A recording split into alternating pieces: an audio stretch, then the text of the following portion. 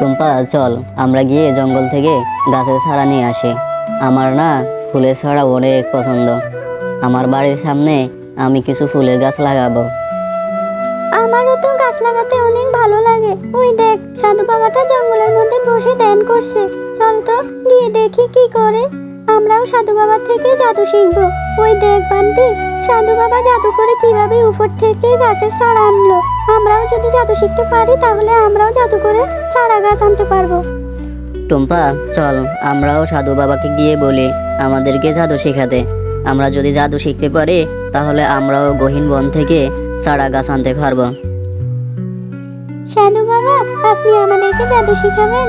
আমরা যে জঙ্গলের মধ্যে যেতে পারি না, আমাদের ভয় লাগে। আমাদের চারা গাছ অনেক পছন্দ। আমরা জাদু শিখে চারা গাছ আনবো। আরে আরে, তোমরা আমার ধ্যান বাংলা কেন? তোমরা হলে ছোট বাচ্চা, তোমরা কিভাবে জাদু শিখবে? তোমরা কি জাদু শিখতে পারবে? আর তোমরা চারা গাছ দিয়ে কি করবে? আমরা ফুলের ও ফল গাছের চারা লাগাবো। আমরা জঙ্গলের মধ্যে যেতে ভয় পাই। আপনি আমাদের জাদু শিখিয়ে দেন, তাহলে আমরা গহীন জঙ্গলের মধ্যে থেকে চারা গাছ নিয়ে এসে রোপণ করব। ঠিক আছে বাচ্চারা, তাহলে তোমরা আমার এই মন্ত্রটি মুখস্থ করে নাও। সাধু বাবা, এই দেখুন আমরা মন্ত্রটি মুখস্থ করে নিয়েছি। এই দেখুন বান্টি, মন্ত্রটি পড়। তারপর তারা সাধু বাবার মন্ত্রটি পড়ে জাদু করে দুটি চারা গাছ নিয়ে আসে। সাধু বাবা দেখেন দেখেন, আমরা আপনার শিখিয়ে দেওয়া জাদু করে দুটি গাছের চারা নিয়ে এসেছি। এখন থেকে আমরা প্রতিদিন জঙ্গল থেকে গাছের চারা নিয়ে আসব। বাহ, তোমরা তো অনেক ভালো পেরেছো। এত সহজে তোমরা জাদুটি শিখে ফেলেছো। আচ্ছা ঠিক আছে, যাও তোমরা এখন বাড়ি চলে যাও। এখন থেকে তোমরা এই মন্ত্র পড়ে গাছের চারা নিয়ে আসতে পারবে, তবে সাবধানে কাজ করবে। আসছে, এই তো আমার মহারানী। এই টুম্পা, তুই কোথা থেকে আসছস? সারাটা দিন এমন টোটো করে ঘুরে বেড়ালে চলবে নাকি? তোর কি খাওয়া দাওয়া করা লাগে না? আর পড়াশোনা কি তোর নাই? দিন দিন বড় হচ্ছস, একটু আমার সাথে কাজ কাম করলেও তো পারস। আমি একা একা সারাটা দিন কাজ করি, আর সাথে এটাকেই নিয়ে আসছস। এই গাছের সারা ফেলি কই? তুই কারো বাগান থেকে চুরি করে আনলি না তো আবার? মা, আমি চুরি করতে কেন যাব? আমি এই গাছের সারাটি গহীন জঙ্গলের মধ্যে থেকে নিয়ে এসেছি। টুম্পা, তুই কি বলছস? তোর এত বড় সাহস, এই জঙ্গলের মধ্যে থেকে গাছের সার আনছস? তোকে যদি কোনো হিংস্র প্রাণী খেয়ে ফেলতো? তোর বড্ড সাহস বেড়েছে। দাঁড়া, তোর বাবা আসুক, তোর বাবাকে বলে নি। আরে মা, তুমি খেপে যাচ্ছ কেন? আমার কথাটা তো শুনবে। আমি জঙ্গলের মধ্যে এক সাধু বাবাকে দেখেছি। সাধু বাবা আমাকে একটি মন্ত্র শিখিয়ে দিয়েছে। আমি ওই মন্ত্র দিয়ে এই গাছটি নিয়ে এসেছি। টুম্পা, তুই কি পাগল হয়ে গেলি নাকি? তুই এতটুকু একটা বাচ্চা মেয়ে জাদু শিখেছিস, আবার সেই জাদু দিয়ে গহীন জঙ্গল থেকে গাছ এনেছিস। এটাও আবার আমাকে বিশ্বাস করতে হবে? এইসব বংশং বাদ দে, যা এখন ঘরে যা। মা, তুমি বিশ্বাস করো না তো? আমি সত্যিই বলছি। তুই সত্যি বলছস? যা এখন যা, আমি কাজগুলো সেরে নিই, তারপর দেখবো তুই কি মন্ত্র শিখে আসছস। টুম্পা, এবার দেখা আমারে, তুই নাকি জাদু শিখেছিস। আজ আমি তোর জাদু দেখব। এই দাঁড়াও মা, আমি তোমাকে জাদু দেখাচ্ছি। তারপর টুম্পা জাদু করে একটি গাছের চারা নিয়ে আসে। আরে টুম্পা, তুই তো সত্যিই বলছস? আমি তো বিশ্বাসই করতে পারতেছি না। তুই এতটুকু একটা বাচ্চা মেয়ে জাদু শিখে গেছস। যাই হোক, ভালোই হলো। এই গাছের চারাগুলি আমরা আমাদের বাড়ির পেছনের বাগানে রোপণ করে দিই। হ্যাঁ মা, আমরা এই গাছের চারাগুলো আমাদের বাগানে রোপণ করে দিই। এই গাছগুলো বড় হয়ে অনেক আম ধরবে, আমি অনেক আম খাবো। হ্যাঁ টুম্পা, আগে গাছের চারাগুলো রোপণ করি, তারপর বড় হলে আম ধরবে, তখন তুই আম খাইস। চল এখন গিয়ে গাছের চারাগুলো রোপণ করে দেই। ঠিক আছে মা, চলো আমরা গিয়ে চারাগুলো রোপণ করি। মা, দেখো দেখো, আমরা যে গাছের চারাগুলো রোপণ করেছিলাম সেই গাছ থেকে কতগুলো আম ধরেছে। আমি এখন এই গাছ থেকে অনেকগুলো আম খাবো। হ্যাঁ টুম্পা, গাছগুলোতে কত বড় বড় আম ধরেছে। এই আম আমরা এখন থেকে খেতে পারবো এবং আমাদের গরিব প্রতিবেশীদেরকে দান করতে পারবো। চল টুম্পা, সকাল থেকে কিছুই খাসনি, এখন বাড়ি গিয়ে কিছু খাবি। আয় টুম্পা, আমি তোর জন্য তোর পছন্দের খিচুড়ি রান্না করেছি। আয় তুই এখানে বস, আমি তোকে মজা করে খাইয়ে দিচ্ছি। মা, তুমি কি খিচুড়ি রান্না করেছো? ডিম ভাজি করনি? খিচুড়ির সাথে ডিম ভাজি না হলে তো আমার ভালোই লাগে না মা। না রে টুম্পা, আমি তো ডিম ভাজি করিনি, ঘরে যে ডিম ছিল না। আয়, আজ খেয়ে নে, আমি তোকে কাল ডিম ভাজি করে দেব। মা, তাহলে তুমিই খেয়ে নাও, আমি খাবো না। টুম্পা, এখানে এসে বস, আমি খাইয়ে দিলে দেখবি অনেক মজা লাগবে।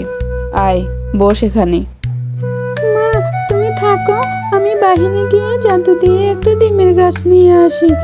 ডিমের গাছে ডিম ধরলে সেই ডিম বেচে আমি ভাত খাবো। টুম্পা, কই যাস? দাঁড়া, খিচুড়ি খেয়ে যা। দাঁড়া দাঁড়া, তোর মাথাটা একদম খারাপ হয়ে গেছে। ডিমের আবার গাছ হয় নাকি? ডিম গাছ হবে আবার, সেই গাছ ডিম বেজে নাকি ভাত খাবে। তারপর টুম্পা সেই সাধু বাবার মন্ত্র পড়তে থাকে এবং মন্ত্র পড়ে সেখানে একটি গাছ নিয়ে আসে। সে গাছে একটি ডিমের বাড়িও থাকে। আরে আরে টুম্পা, তুই এ কি করলি? এই গাছের মধ্যে দেখছি একটা ডিমের বাড়িও আছে।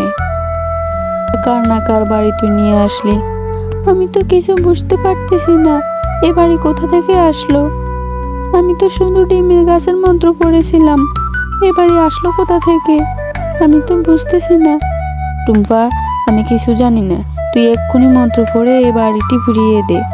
কার না কার বাড়ি, বাড়িটি কত সুন্দর। বাড়িহারা হয়ে হয়তো লোকটি বেহুশ হয়ে গেছে, তুই বাড়িটি ফিরিয়ে দে। মা, আমি তো ফিরিয়ে দেওয়ার মন্ত্র পারি না। সাধু বাবা শুধু আমাকে জাদু করে গাছ আনার মন্ত্র শিখিয়েছে, এই গাছ ফিরিয়ে দেওয়ার মতো কোনো মন্ত্র আমি জানি না। তুই এক্ষুনি সাধু বাবার কাছে যা, সাধু বাবার কাছে গিয়ে এই গাছ ফিরিয়ে দেওয়ার ব্যবস্থা কর। এরপর টুম্পা মায়ের কথা মতো সাধু বাবার কাছে চলে যায়। আরে আরে, এখানে তো আমার ডিমের বাড়ি ছিল, আমার ডিমের বাড়ি আবার কোথায় গেল? কে আমার ডিমের বাড়ি নিয়ে গেছে? কার এত বড় সাহস আমার ডিমের বাড়ি নিয়ে গেল? এখন আমি কি যে করি? দেখি তো একটু আমার জাদুর আয়নাটা দিয়ে কে আমার ডিমের বাড়ি নিয়ে গেল। আরে, একটা শিয়ালিনী ছাড়া, এই শিয়ালিনীর এত বড় সাহস আমার ডিমের বাড়ি নিয়ে গেছে। দাঁড়া, আমি আসছি, দাঁড়া, আমি আসছি, তোকে যে আজকে আমি কি করব। এই শিয়ালিনী, তোর এত বড় সাহস, তুই আমার ডিমের বাড়ি নিয়ে এসেছস, এর জন্য তোকে শাস্তি পেতে হবে। তোর কলিজা কত বড়, আজ আমি তোর কলিজা ছিঁড়ে খাবো। ওরে বাবারে, এ তো দেখছি শাকচুন্নি।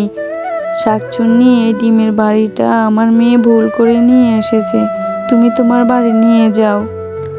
শিয়ালিনী, তুই এখন নিশ্চয়ই মিথ্যা কথা বলছস। আমি তোদের মা মেয়েকে ছাড়বো না, আমি এখন তোকে এই ডিমের বাড়ির সাথে নিয়ে যাব। চল আমার সাথে।